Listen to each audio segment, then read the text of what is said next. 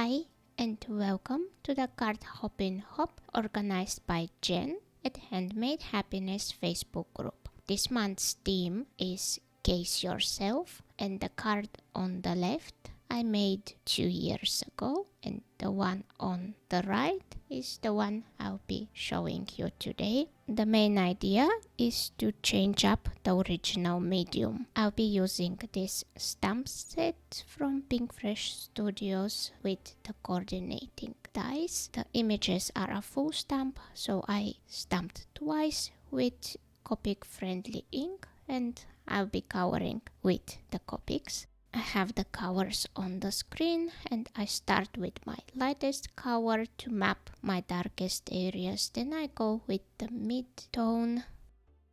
Here I'm blending all out with the lightest color, but this is a necessary step and I will skip it later on. Then I add the darkest color, and I'm just doing flicks and will continue between the colors until I'm happy with the look. Case stands for copy and share everything, but I like to call it inspired by, so I'm not making the exact same card as the original, and the original one was made with watercolors. That's why I'm changing now to the alcohol markers. I left my stamp in my stamping platform with the intention to hit emboss like the original one, but I later on changed my mind.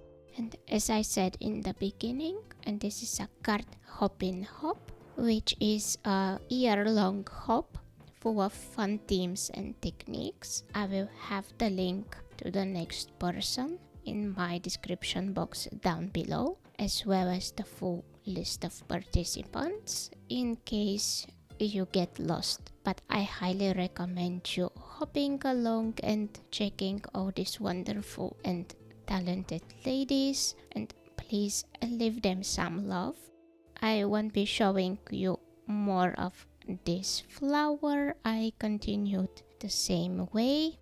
Here I move on to the smaller one, and I'm going with a bit lighter color combination, and I'm doing the exact same way of coloring, just lightest to darkest, and then I kept this in just to show you the color combination, and I'm doing the exact same kind of flicking motion. And I will also color the third flower with these same colors, and also I will continue off screen with the leaves with this color combination. And from the second stamped image I just colored the leaves, and I will use the coordinating dies, which is just this full piece, and it's so easy to use.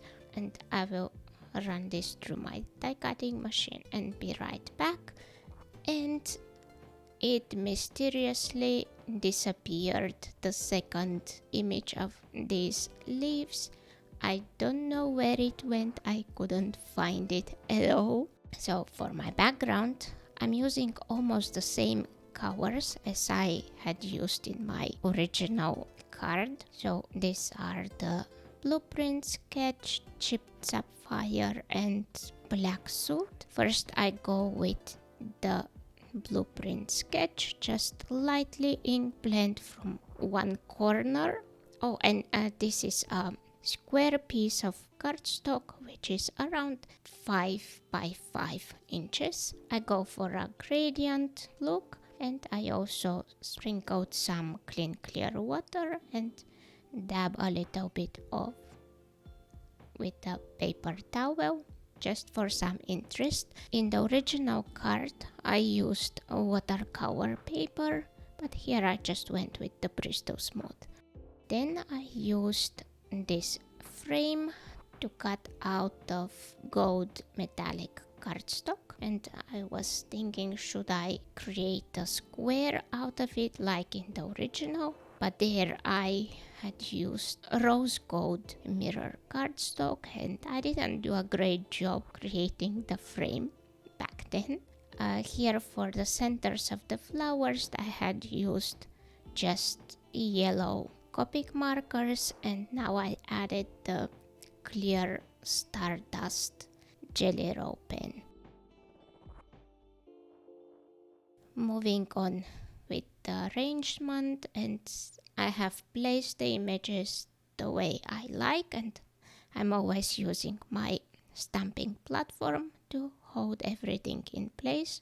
I adhered everything flat except the biggest flower and the bud, and I popped them on foam squares. Also, I added generous amount of clear wing of Stella all over, and this sentiment is from older Tonic Craft Kit.